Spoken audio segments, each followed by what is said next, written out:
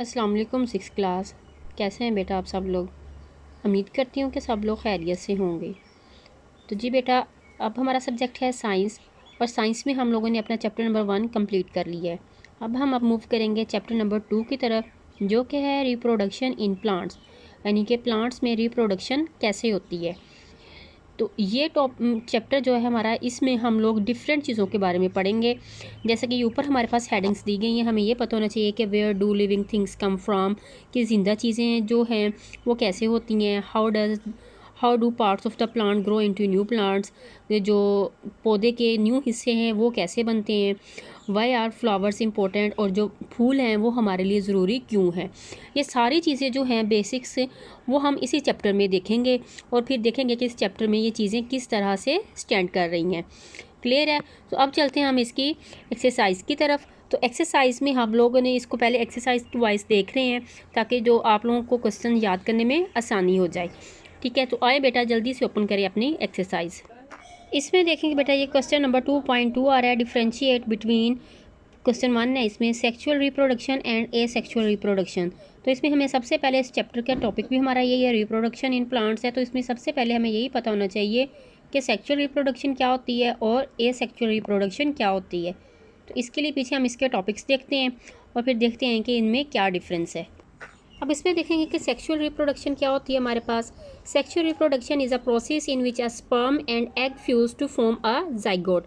अब ये कहते हैं कि जो सेक्सुअल रिप्रोडक्शन है, ये रिप्रोडक्शन का एक ऐसा तरीका है जिसमें दो मुख्तलिफ जिन्सों, यानी कि दो मुख्तलिफ इकसाम, यानी कि मर और नादा के गैमेट्स के मिलाप से एक नई चीज़ पैदा होती है। ठीक है, उन्होंने कहा है स्पर्म एंड एग। जब स्पर्म और एग एक फ्यूज़ करते हैं तो क्या बनाते हैं? एक जाइगोट।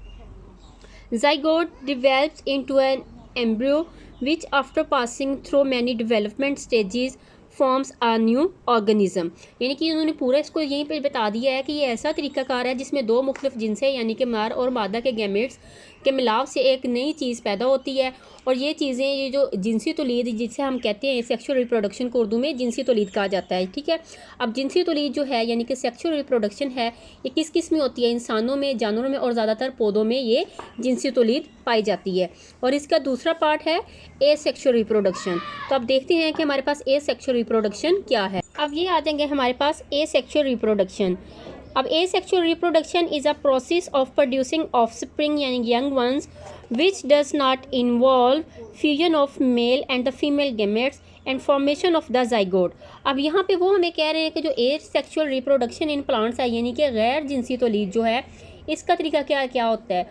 ये एक ऐसा तरीका है जिसमें एक ही, यानी कि जिन्स से नए अफराद पैदा होते हैं, यानी कि जिनसी मिलाप की यहाँ पे ज़रूरत हमें नहीं होती। यानी एक ही चीज़ है, उसी से हमने उसका वो सारा प्रोसीजर करवा के और उसी के थ्रू हमने वो चीज़ आगे पैदा करनी है। जैसे कि मसलन बैक्टीरिया, फंजाई और कुछ पौधे जैसे आलू और स्ट्रॉबेरी वगैरह है, ये सारे किस चीज़ के एग्जाम्पल हैं? ए सेक्सुअल रिप्रोडक्शन की, यानी कि गैर जिनसी तौलीद की। क्लियर है बेटा? इसको लिखने का मेथड वही है एज इट, जैसे हमने पीछे चैप्टर नंबर 1 में किए थे डिफ्रेंशिएट। तो इसमें ये आप लोग भी ऐसे ही करेंगे, लाइन ड्रा करेंगे और उसके बाद एक साइड पे सेक्सुअल रिप्रोडक्शन और दूसरी साइड पे उसके ए सेक्सुअल रिप्रोडक्शन आ जाएगा। तो आज की आपकी साइंस की डायरी है बेटा, chapter number 2 exercise question number 2.2 part 1।